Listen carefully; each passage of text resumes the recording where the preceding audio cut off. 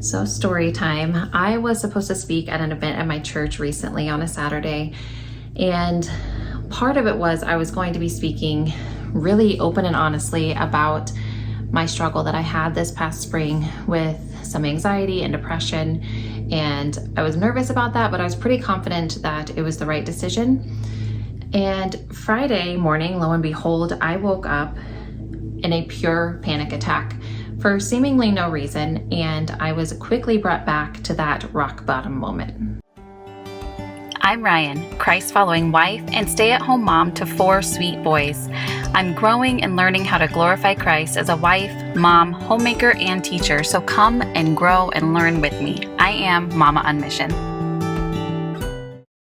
So I shared some of that time with you when I really hit that rock bottom moment, and I will put it in an iCard up above. But that Friday morning, I was terrified. I felt like I was headed right back where I was. I was questioning, like, have I not made all this progress that I thought I made through therapy and through God's word and through these different techniques I was using?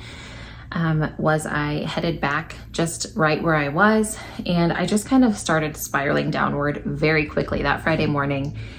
And I stopped myself though, and I paused and I said, what can I do that is proactive, where I'm not going to give in to the spiral and end up right back where I was? And I wanted to talk to you about this today because even if panic and anxiety and depression are not the things that might bog you down, we all have those times of burnout. And spoiler alert, that is actually what was starting to happen, and why I started spiraling is that I was just starting to get burned out, and I wasn't really recognizing the signs, and therefore it came on in the form of a panic attack. And unfortunately, burnout is not unique to anxiety and depression. It touches everybody in some way. And so I just wanted to share with you how I was able to kind of step back from the edge.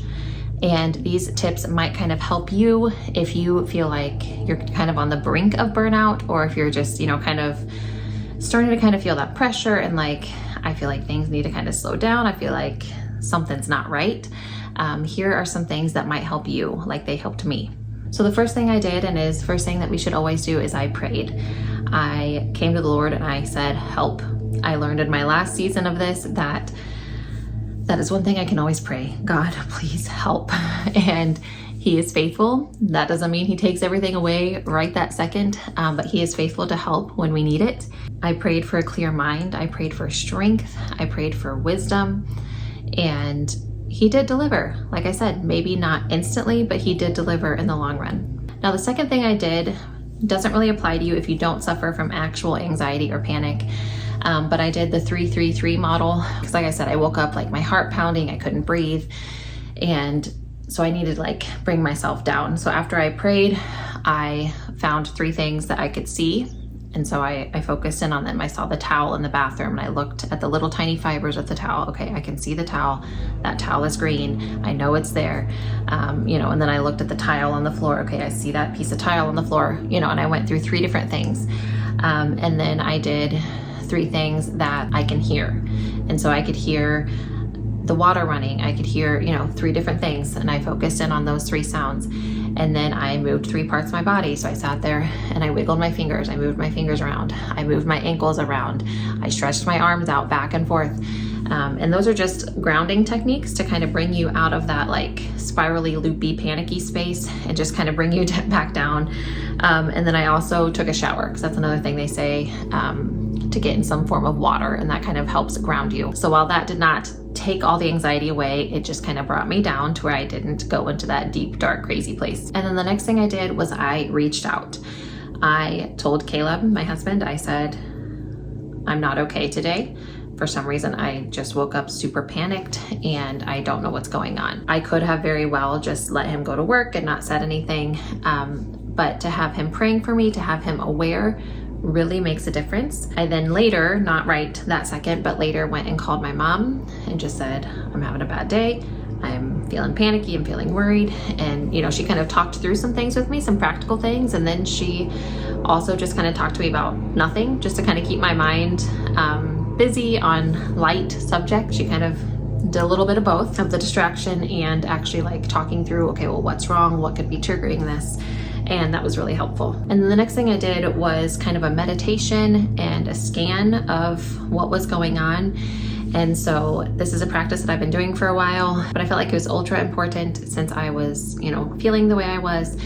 And so I had made the kids breakfast and everything, and I just said, Mama just needs a few minutes. And I went on the back porch and I just kind of took inventory. I was like, okay, how is my body feeling? Like, my heart's racing. Okay. I'm kind of shaky. My stomach's upset. I listed all these things and how they felt. And then I was like, okay, what thoughts are actually going through my head? Okay, how are my relationships going right now? Is there anything, that may have been triggering these panic episodes? I focused in on my emotions, like other than nervous, what am I feeling right now? And that kind of just helped me to maybe kind of have a direction of why I was feeling the way I was. So then after that, I went to kind of a pinpointing stage. I went to, okay, I've thought this through. I've taken kind of like a scan of what's going on with me right now.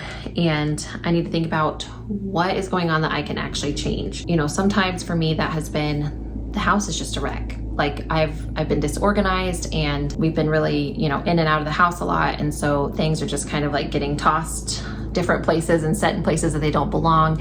And, there's a lot of clutter. And so maybe that was it. And that sounds silly, but it really is something that can trigger my anxiety. Or, sometimes it's been a strained relationship. Things really aren't jiving with me and my husband right now. We need to take some time and kind of figure out what's going on. Sometimes there's been something that I'm putting off, even just like a call that I need to make. And it can be even not a big deal, but it's something that just like is weighing on my mind that I need to do. And I just keep putting it off. And therefore it makes me feel anxious. Sometimes it is my health. Sometimes I've just been eating like junk. Sometimes I have not been drinking enough water. Sometimes I have not been exercising. And then there's been times when it's my relationship with God. I'm just not in my word like I ought to be, or not praying like I know I should. Or I've been neglecting, going to church or whatever, really connecting with fellow believers. And so this time in particular, it was my schedule. This time it was, despite my best efforts, I had too much on my plate, literally. I was out of the house way too much. I was overcommitted to too many things. I knew that was the thing that needed to change. So the last thing I did was started to make a plan and started executing it right away. And so, like I said, if it is that the house is a wreck, then I will just put everything on pause and I will just say, okay, we've got to take care of this. And I will go and I will clean all the sink out, put all the dishes up, wipe the counters and sweep the floors and put all the toys and books away and all that stuff. Sometimes I just need that. And we actually just did this in a separate event.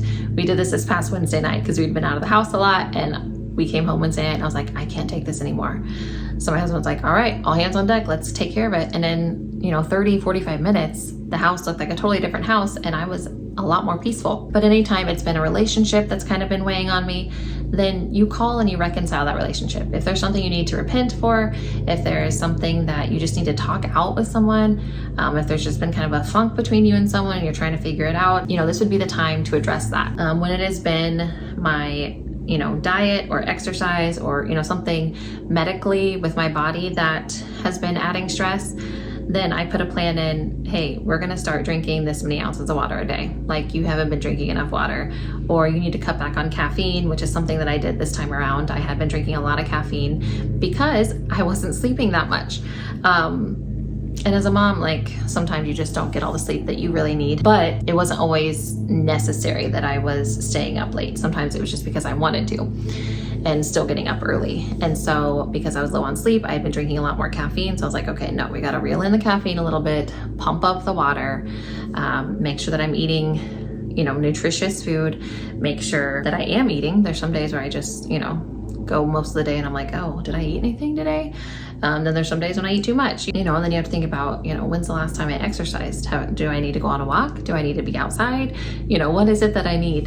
Have I been taking my vitamins? That's another thing. I had run out of a few of my vitamins and just hadn't picked them up. And it had been a couple weeks that I hadn't taken them.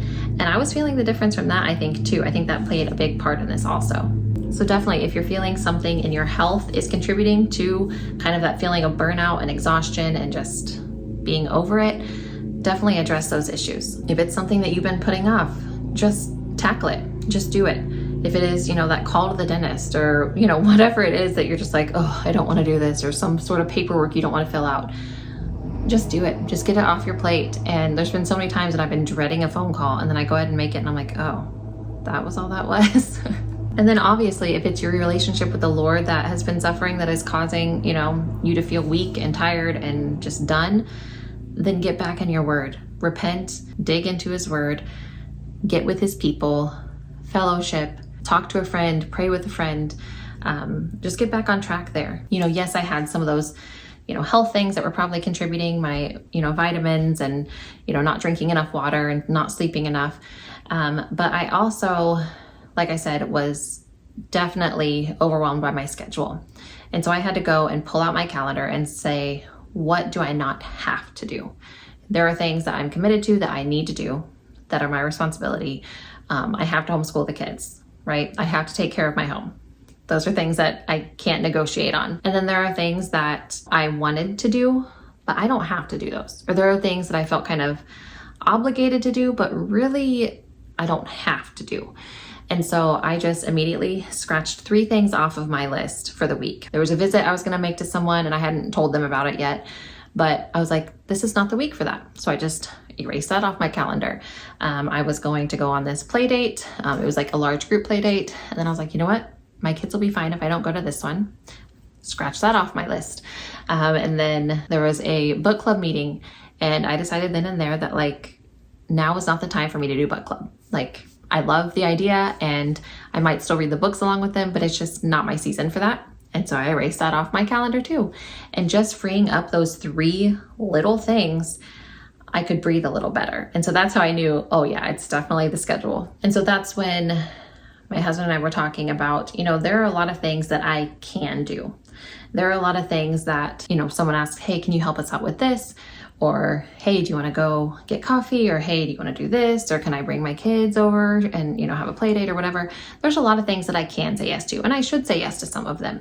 But there's a big difference between things I can say yes to and things I should say yes to. Technically, I could move my schedule around and squeeze that in here and squeeze that in there, and, we'll make it work. But sometimes we don't need to make it work. Sometimes we just need to say, no, not right now. And just tend to the things that we really are called to do in the moment. And so we went down to kind of a bare bones schedule. These are the things that we have to attend to. These are the things that we're committed to, that people are, counting on us for. And those are the things we're going to do. But we're not going to say yes to a lot of extras right now. And that really just brought kind of a wave of relief over me. And the next thing that I had to do was just do the next thing. And so I went through all these steps and kind of had a game plan. But it would have been very easy for me to just sit and wallow and not do anything. But instead I was like, you know what? I just need to keep going. I schooled with the kids that day. And, I did my normal list. I made dinner, and I cleaned up the kitchen, and I, did these very mundane things, but I just kept going with the day. I didn't let my day just be completely washed out because I was having a really rough morning. I've learned that I can't just keep going and ignore the feeling of burnout. But if I just let the burnout overwhelm me to where I do nothing, then that almost perpetuates the problem and makes it worse. And so I was able to get through that day on Friday, and I woke up Saturday and was still feeling just a little bit, but the Lord was faithful, and I was able to share at my church, and, I trust that it was fruitful. And what would typically make me spiral, waking up panicked like that, I was able to, with the help of the Lord and only by his help, stop going down the spiral, and I was able to move forward. And so I just encourage you, if you start to feel that overwhelm, just that burdened and that burnout coming on, be proactive. Do it before the spiral, do it before this, you can see the spiral coming even. But if you're just starting to get those little, I'm just starting to feel a little overwhelmed, a little burnout, start taking these steps sooner then. So I do have a homeschool update coming out soon, and I have some biblical womanhood videos and some curriculum chats coming up soon. So be sure to stick around for those. I encourage you to share this with a friend who is also in the trenches of motherhood with you. I thank you so much for watching, and I'll talk to you next time.